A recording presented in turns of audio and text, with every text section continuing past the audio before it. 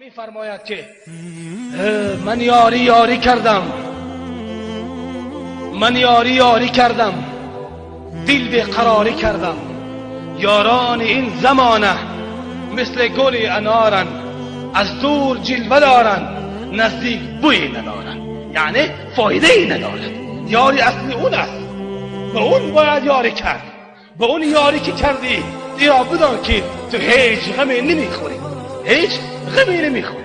برای یاری کردن ملا بودن شرط نیست، عالم بودن شرط نیست، ایشان بودن شرط نیست، مولوی بودن شرط نیست، عادی مسلمان بودن شرط است. اون مسلمانی که همیشه رابطه دلت با الله باشد، رابطه دلت با الله باشد.